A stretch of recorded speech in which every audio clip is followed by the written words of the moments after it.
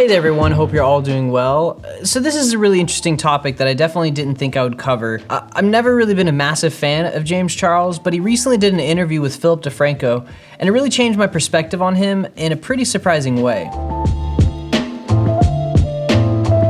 First of all, I love this new series with Philip DeFranco and what he's been doing with A Conversation With. He's had guests on such as Simply Nailogical, Casey Neistat, and Nikita Dragon, and it's really started to help me see a lot of internet personalities in a more human way. Sometimes it's my first introduction to these people and what they do, but recently he seemed to make a point of inviting people on that he's covered before in his news stories, and this is really where I think his podcast sticks out, because as a name in a story, there's not much emotional weight behind a person. But during an interview, it's almost impossible not to connect with that individual's personality and really start to see them for who they are. What's interesting is that I never expected this to happen with James Charles. The only connection I've had with James is through the scandals that Philip has covered, but outside of that, I really didn't have a developed opinion of him beyond just his surface level persona. But then this interview pops up in my YouTube feed, and for the first time I really saw James in a completely new way.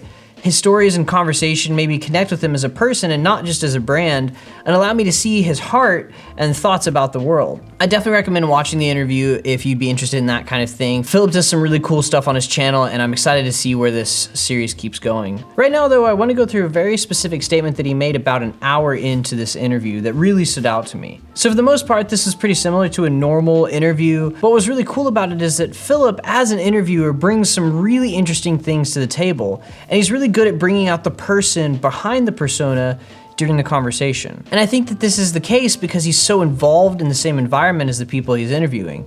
And it doesn't have to come at topics as if he was an outsider or something, which is really, really nice. And when I said it was a pretty normal interview, that's definitely not a diss. He actually had a really interesting section where he talked to James as if he was interviewing him for a job. And they kind of riffed off of that and the topics that it brought up in a very, very entertaining and conversational way. So I thought that was really cool. But to pivot to James here, about an hour in, he started talking about his education, how it was influenced by his rise to stardom. You might not think about this when you first see James, but he's actually really young and he started getting famous around his senior year in high school. And because of this popularity, he started having to make trips back and forth to LA pretty regularly.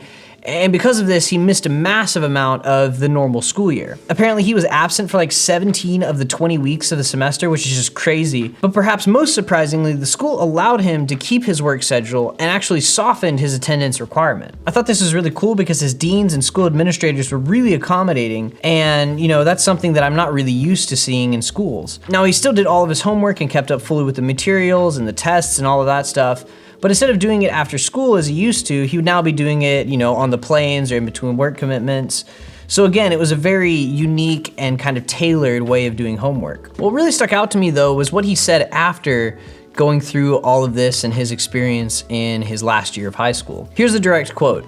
"I value education in schools so much, but I also think that it's really important for schools to understand and teachers to understand that not everybody follows the same path." He then went on to talk about how some people will definitely go on from high school into college and get their associate's and bachelor's degrees, but that some will follow an unconventional route, and that schools should be aware of that. He went so far as to say that he wouldn't be where he is now if they hadn't been so understanding of his work schedule and how life was working for him. And the reason that this quote stood out to me so much is that it's a lot of what I've been struggling with lately when it comes to my personal education.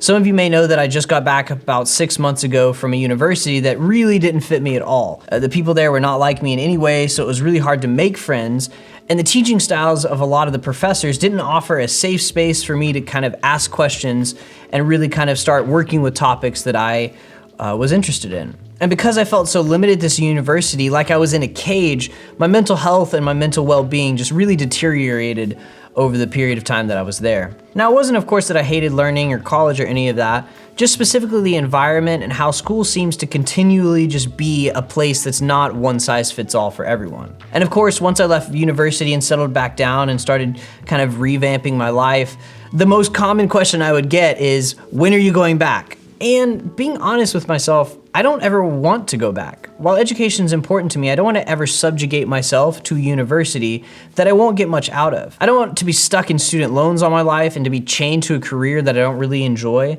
with the only thing to show for my life and work being these letters before and after my name. But at the same time, I have weight that's been put by my friends and family and also by myself on me that I need a degree because it's the only legitimate way of making an influence in the world. That getting an education and getting a bachelor's and master's and PhD is the right way to do things. That I need the authority that a degree gives me, and I won't ever have the same reach if I don't invest the time and money that I have right now into this future. Coming back around to what James said though, I think that everyone's on a unique path and that university may not be the right thing for me as a person. It definitely served its purpose, but why should I ever go back to a system that I know just doesn't work for me right now? Why should I go farther back into debt if that's not the way that I'm bent as a person? James notes in his interview that he's really good at school and that all of his classes were AP classes and honors and all that kind of stuff.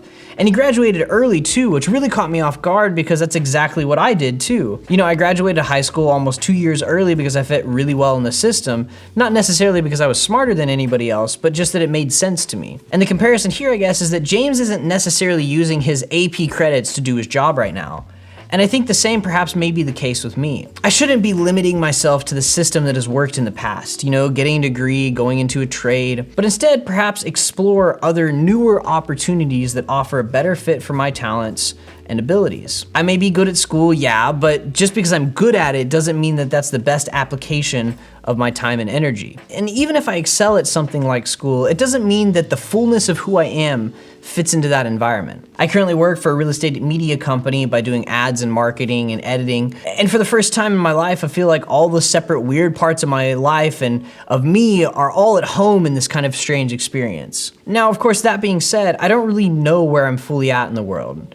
But I know that my mental health and overall stability has increased a ton since leaving university. And because of this James Charles interview, I'm starting to think more about perhaps trying to focus on the alternate opportunities out there and how they might fit me as a person. I want to be somebody that makes a difference, that helps give people new perspective on the world. But to start out, maybe I need to change my perspective on schooling and education. And whether, of course, it's right for me or not. A final note here before I wrap this conversation up. Recently, my boss and I were talking about the standard, get a degree and get a job path that people usually take. And he pointed out to me that he dropped out of his school 3 days into his semester. He kind of noticed the same thing, that where education was taking him was not really what he wanted to do or what he was shaped to do, and that he would be better suited putting his time into something else and pursuing something else. And of course, he's my boss now, so you can see that path definitely worked out for him. Through that conversation though, I realized that a lot of people who start businesses and that end up becoming millionaires or billionaires don't actually have college degrees. It's almost as if the current educational system makes good followers, people that will work for larger names but never really be able to branch out on their own. And that's totally not a bad thing because a lot of people are really shaped for that and feel most comfortable when they're not having to call the shots. But it seems like the people that make these $1 million startups are actually the ones who go outside of the system and try not to listen to this conventional wisdom that's out there. And it's kind of seeming to me that that path is perhaps as valid or more valid than the others. So perhaps if you're thinking about your future and what's right for you, know that college is a pretty tried and true way of getting something in life. But make sure that somewhere is where you want to go as a person. And if it doesn't seem right to you, then know that there's plenty of people out there that have made their way taking a completely different route and doing something completely different. At the end of the day, everyone is shaped in a different way. And just because everybody else in your family or in your friend group or the people around you has done something, it doesn't mean that that's going to be what works for you and how you're uniquely shaped. That's pretty much it for this conversation. It was definitely something interesting that I wanted to go through. If this is your first time here, hello, welcome. My name's Micah, and of course, I'm very thankful that you decided to join me on this strange trip. I know that my catalog of content is still developing, but I really liked how this conversation flowed, so I'm really hoping that I can do some more stuff like this in the future because I really like how this works. If you'd be interested in this kind of content in the future, feel free to subscribe or like or comment what you think about this conversation or how it relates to you. Besides that, I love you guys. I appreciate you all very, very much. You're awesome. You're amazing. And I look forward to seeing you in the next video.